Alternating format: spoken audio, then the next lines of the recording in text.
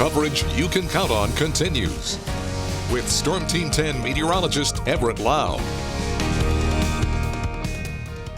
Well, good Saturday evening and Happy New Year. This was some video taken earlier today out at Deming Park by photojournalist Jaron West. A soggy start to 2022 out there across the Wabash Valley. Pretty much rained over the course of the entire day. If it wasn't a steady rain, a light misty drizzle out there and plenty of cloud cover. So not the prettiest start to 2022, but maybe for all those of you that stayed up late last night, it was a good day to sleep in. Plenty of cloud cover, good napping weather out there across the Wabash Valley. As we look at our weather headlines this evening, we're going to be talking about rain changing over to maybe some snow as we go through the overnight hours, as some colder areas spilling into the Wabash Valley.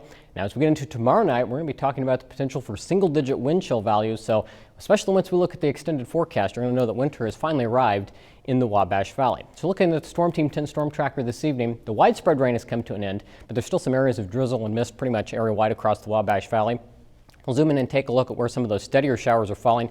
Right just to the south of the city of Sullivan, down here in Sullivan County, extending down closer to Carlisle, seeing some steadier rain showers, then also in the Flat Rock area in southern Crawford County, down here into the Bridgeport and Lawrenceville areas down in Lawrence County, picking up some light rainfall. But again, some mist and drizzle likely all across the Wabash Valley. So we're starting to see the back edge of the system finally push its way across the Wabash Valley.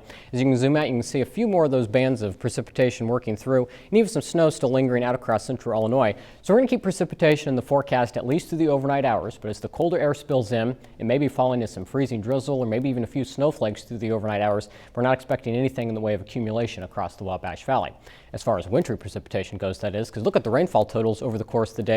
Over an inch of rain over in Bloomington, Indiana, nearly an inch in Olney, 85 in Flora, 3/4 of an inch in Effingham, and Terre Haute Airport measured 4/10 of an inch. So the heavier rain was focused down to the southeast. That's where a flood watch was in effect earlier today. Now, as we look at temperatures across the Wabash Valley, again, you can see where that cold air is spilling in. It was warmer down to the southeast today, and they're still in the lower 40s down there. 44 for Lagodi, 43 for Washington and Linton. It's 38 in Terre Haute, 33 for Paris, and 34 in Mattoon. So as those temperatures dip down below freezing, that's when we'll see some of that precipitation change over to some more wintry types, like freezing rain or freezing drizzle, I should say, and some snowflakes. Now, we'll continue to see those numbers drop down into the upper 20s by tomorrow morning, and those wind chill values will be dropping down into the teens because the wind's going to remain with us. So it is going to be a chilly start to your Sunday if you're headed out to church or any other activities out there.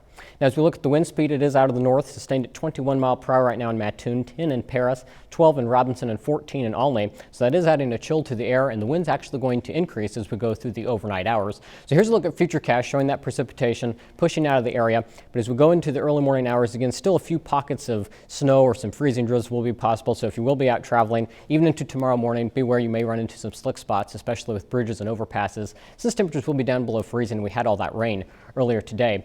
Now, most of our Sunday is going to be mostly cloudy, maybe a few lingering snow flurries tomorrow morning. Most of the day dry, just cold, with the wind coming out of the north, not going to feel too pleasant out there, finally feeling like winter. We'll start to see the cloud cover try to break down as we get into tomorrow evening.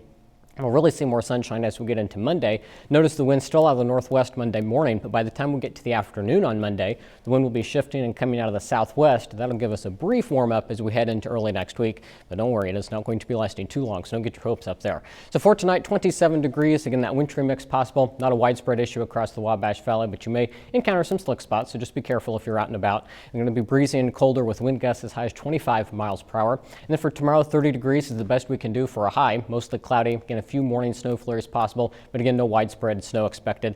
Wind gusts still as high as 25 miles per hour, so going to be feeling like the 20s, if not the teens, most of the day. Now tomorrow night, even colder. Lows drop down into the teens, looking at a low of 13 degrees under a partly cloudy sky. With that wind factored in, wind chill values will be in the single digits. And as we look at the next 7 days, again, the sunshine on Monday, a high of 32, up to 42 on Tuesday. Back down into the middle 30s come Wednesday. Tracking another chance of snow come Thursday. We'll keep an eye on that. Some of the chances are backing off, some disagreement in the models, but it will be cold. Lows in the 20 or lows in the single digits with highs in the teens.